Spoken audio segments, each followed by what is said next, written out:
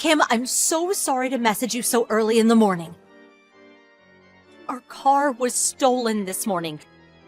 The key we had hanging up by the door inside the house is also gone, so there's a high chance it was stolen. I just got done calling the police, but we're also asking everyone in the neighborhood for any information they might have. Please let me know if you know anything about this.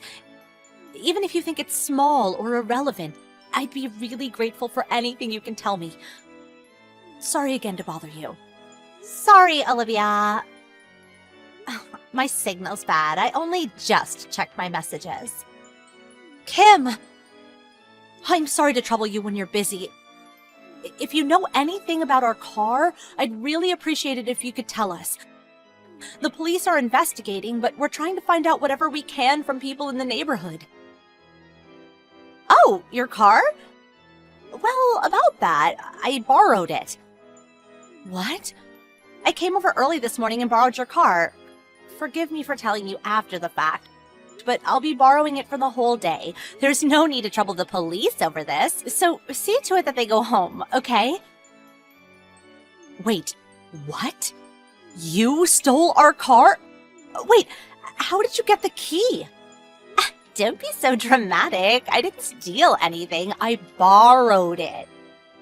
I noticed the key hanging on the wall yesterday when I came over to your place for coffee. So I borrowed while you were in the kitchen cleaning up. I'm gonna come and give it back to you this evening, so relax. What are you talking about? We need it.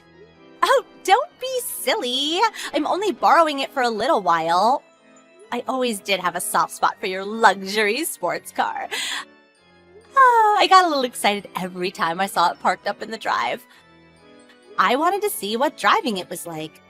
Just once to feel the roar of the engine, the wind in my hair.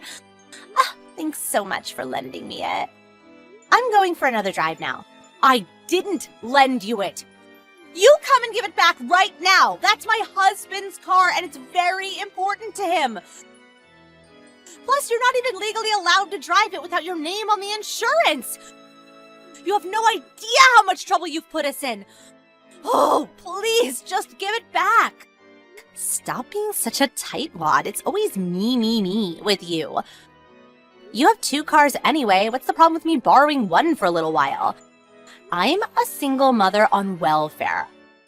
I don't even have 1 car. And there you are with 2 parked up in your drive. Neville's having the time of his life being in such a cool car. Neville's in the car with you? But it doesn't have a child seat.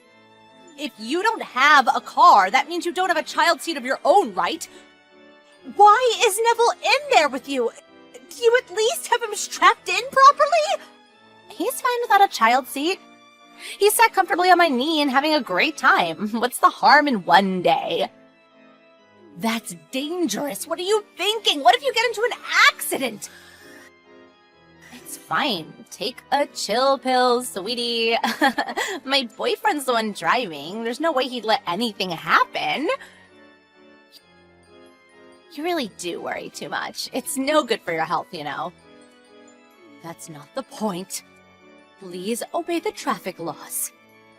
Anyway, please just come back and give it back right now. But why? We went to the trouble of getting into the highway and finally just left the state. Even if you tell me to bring it back, it's not like I can just snap my fingers and teleport.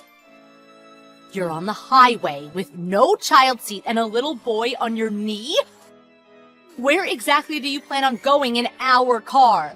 Stop messing around. This isn't a joke, you know. Lighten up a little, sweetie. What's the harm? We're just borrowing it for a little while, and like I said, you'll get it back this evening. We even filled the tank up to about, halfway. So if you think about it, this is actually profitable for you. You should be thanking me. No. No. Bring it back now, Kim, please. You're such a whiner. I told you it was fine, didn't I? Oh, you're being a real buzzkill right now, you know. Stop trying to spoil our fun. Just stay out of our way. Looks like I've got no choice but to ignore you until we return it. Goodbye. What? Wait. Kim! Kim, are you okay? I saw you on the evening news. You really went and caused the mother of all accidents in our car! Shut up! This isn't the time for that! Neville? My little Neville? They said on the news he got flung out of the window by the impact of the crash. Miraculously, there's no danger to his life, but my God, that poor thing, your son is seriously injured because of you. This isn't my fault. If that damn cop car hadn't suddenly turned its sirens on and started chasing us, if my boyfriend hadn't gotten scared of the cops and tried to swerve at the last minute to try to lose them, your boyfriend who was driving is at fault as well. But if you hadn't stolen our car in the first place, this never would have happened, would it? To think you'd suddenly take a left-hand drive car onto the highway for a long-distance drive. It's the most reckless thing I've ever heard of. What's more, you stole it to begin with and didn't even have a child seat, instead putting your little boy on your knee. You're the worst. Why would you say something so horrible? Aren't you gonna say anything to try to make me feel better?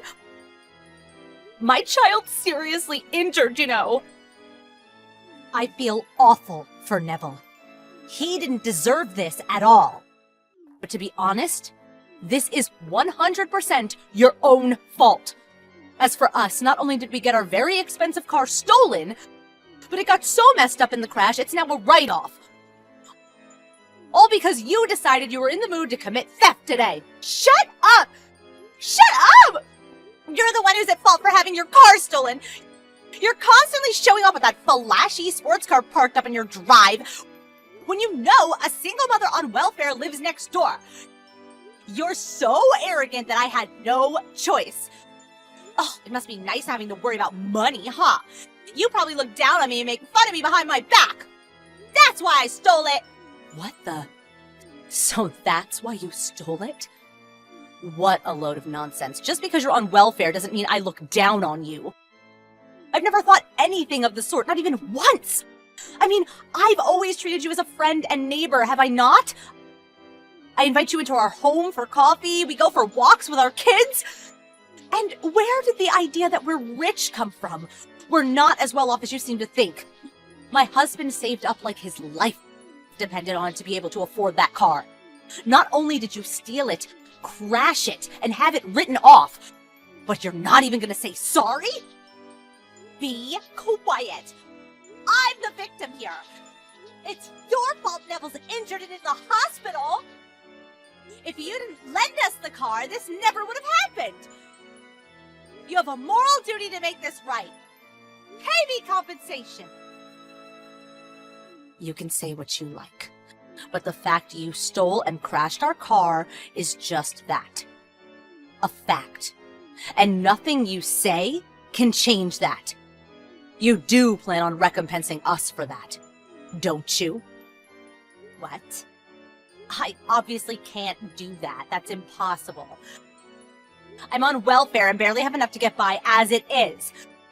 Do you seriously think I can afford to pay for such an absurdly expensive car? This is what you get for being so extravagant.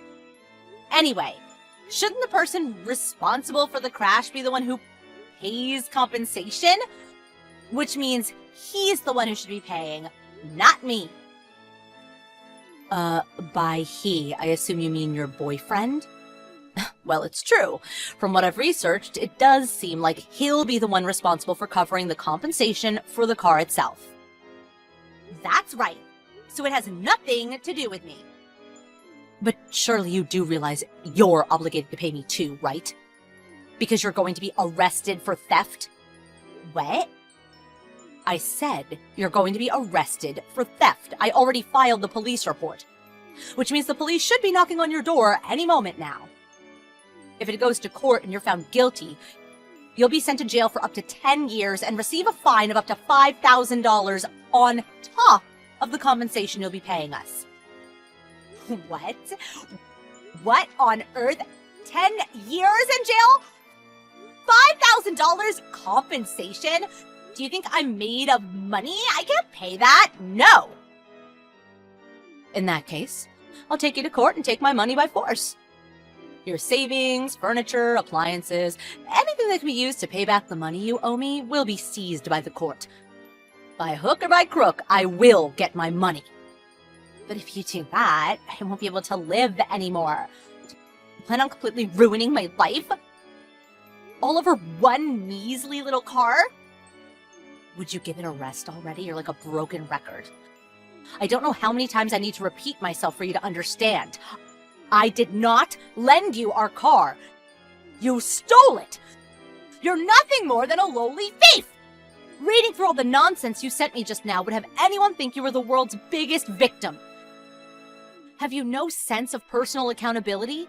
Do you have any intention whatsoever of apologizing to me and my husband, the actual victims of your crime? No, it wasn't like that, I swear. I really did think you were lending me it. I didn't think it'd come to this. I thought you'd just laugh it off and let us have it for the day. Oh, I thought you were kind. Don't be so ridiculous. You take me for some kind of saint? I'm a human being just like anyone else. If something important gets stolen from me, I get mad and I want to be repaid for the loss I've suffered. But if all my things are taken like you just threatened, I'll be in serious trouble.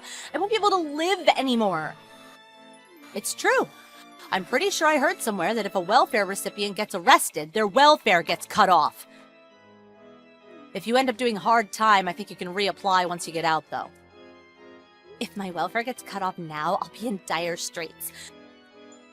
Neville's supposed to be going to elementary school next year. That costs money. Olivia, I'm begging you. Please withdraw the police report. Please. Kim, you really are astonishingly selfish. You won't pay compensation. You won't take responsibility. You won't even accept being arrested. Do you really think you can get away with this?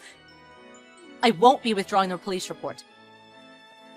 The police will most likely be showing up at your house sometime soon. When they do, please at least have the decency to accept your arrest gracefully. Please just think about this. If I get arrested, what do you think will happen to Nozomu? Do you really want to separate a child from his mother? You monster! You demon! That's not my fault, is it? You did this. Anyway, I'm done speaking with you. I'll see you in court. Bye.